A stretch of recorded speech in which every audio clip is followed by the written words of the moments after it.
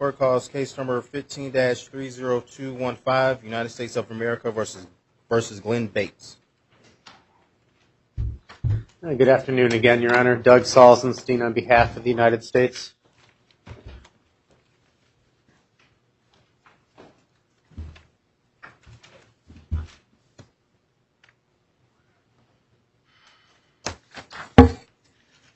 Are you Glenn Bates? Yes, I am. Okay.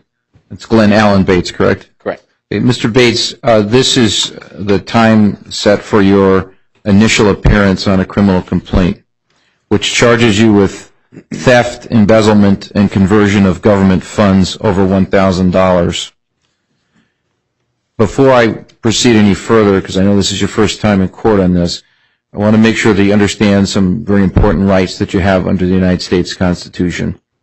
The first of these rights that I want to make sure you're aware of comes under the Fifth Amendment, and that's your right to remain silent, your right to refrain from making any statements regarding this matter, to refrain from answering any questions regarding this matter, because anything that you say by way of statement or by way of answering a question or otherwise can be used against you in a court of law. Do you understand that? Yes, I do. I also want to make sure that you understand that you have the right to have an attorney, to have counsel at all stages of the proceedings, including during questioning. And if you cannot afford an attorney, the court will appoint one for you. I've just been handed a financial affidavit. Would you like the court to appoint an attorney for you, or do you have, I see there's someone from the Federal Defender's Office, but do you have someone from outside the Federal Defender's Office that you intended to have represent you? No? No. Okay. So you'd like the court to appoint an attorney for you? Yes, please. Okay. Just give me one moment to review your financial affidavit, please.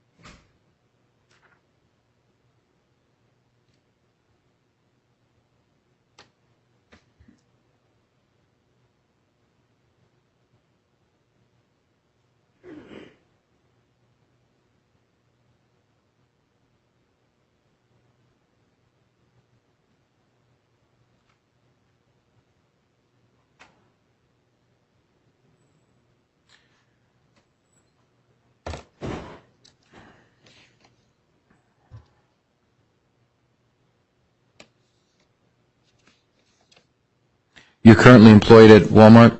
That's correct. And what do you do there? I work overnights. Overnight supervisor. And your wife is employed by Saline Schools? No, that's actually, I do some things with the community ed with Saline Schools on this side. So that's me. She works for a local optometrist in town. Okay. So the $3,000 per month relates to her work for the local optometrist? Correct. That's her job.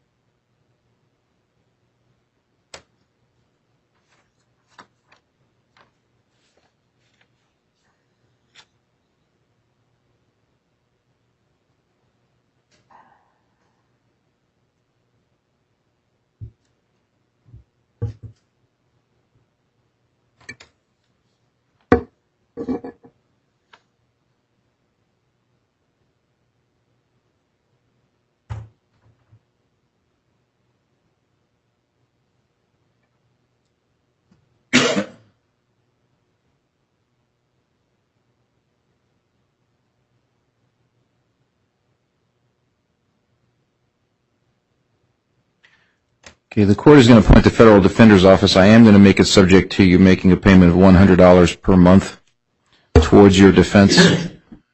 Okay, thank you. Thank you, Your Honor. For the record, Stacy Studnicki from that office.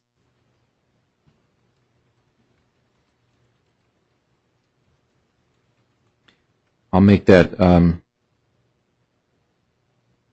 commencing on May 15th.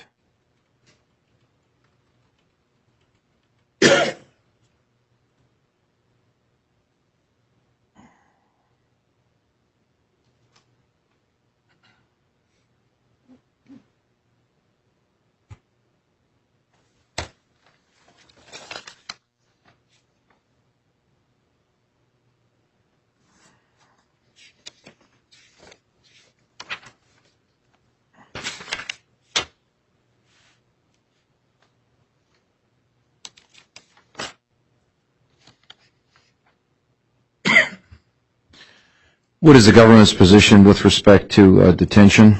Your Honor, I believe the defendant has been interviewed by pretrial services. They are going to recommend a $10,000 unsecured bond with conditions, which we do not object to. Okay, and is this going to be an oral report? Yes, sir. Okay. Have you had the opportunity to talk to Ms. Studnicki about that? Not about the details. Okay, why don't you tell us what your suggested conditions are, and we'll see what everyone thinks about them. Yes, sir. Your Honor, Marcus Hilly on behalf of pretrial services. I interviewed Mr. Bates. However, his information has not been verified in totality because his wife is at work right now, and I cannot really access her at this time in order to verify all of his information.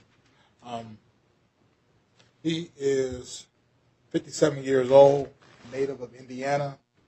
He's been a 37-year resident of Michigan. He is employed, as you stated earlier, with Walmart in his local community. Mr. Bates has no history of drug abuse that we have found. He has had some prior contact with law enforcement. 1976, he had a federal case, 1989 and 1992, but there's been no law enforcement contact since the early 90s. We are recommending a $10,000 unsecured bond with the condition that he report to pretrial services as directed. The 76, 89, and 92 law enforcement contact, did they result in convictions? Yes, sir. For what? And please indicate for each of those whether there was a conviction for each of those. In 1989, there was a felony check case. There was no account found. He pled guilty and received 3 years probation on April 18, 1991. There was a matter in 1992 that started in December of 92, a felony arson, personal property under $50 that he pled no contest to, received 2 years probation, October 1st of 93. And April 19th, 1976, theft under $100. We received a fine of $25, court cost $25 fine. And that same year, October 5th, 1976, interstate transport of a motor vehicle. He crossed state lines and I gather a stolen vehicle. He received 18 months. An 18-month sentence in December of that same year that he served at Milan Correctional Facility.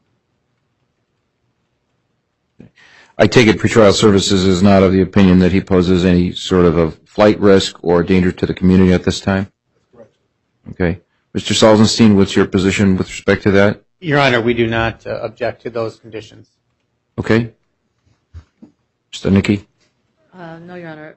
From what I understand, the only condition is report as directed.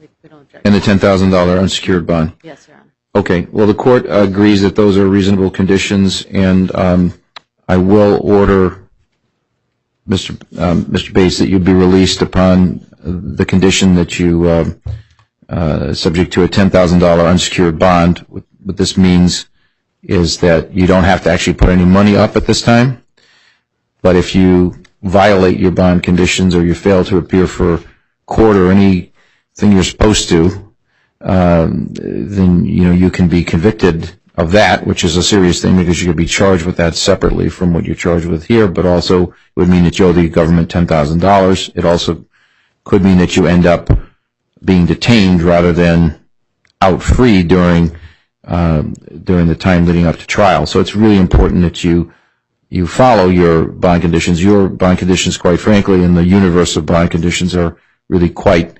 reasonable and light. You just need to report as directed. So, but that means when you're directed, be sure to report. Don't lose contact with pretrial services. So you can read all that? Yes. And you understand it? Yes. Okay. And the court will sign an order to that effect.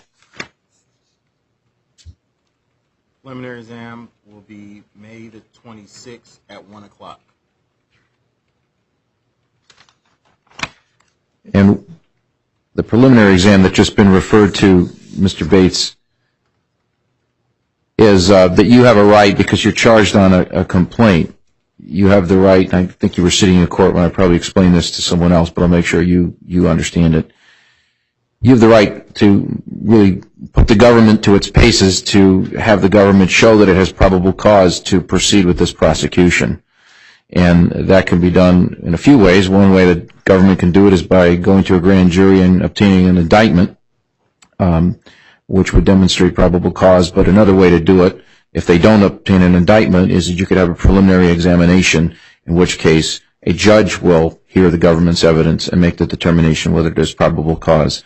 That's just probable cause to proceed to trial. It doesn't determine your guilt or lack of guilt. It just determines whether there's enough evidence to move forward.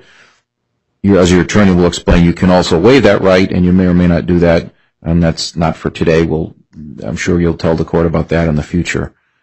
So preliminary examination is now set, and I wish you luck. Anything further that we need to discuss today? No, Your Honor. No, Your Honor, thank you. Okay, thank you.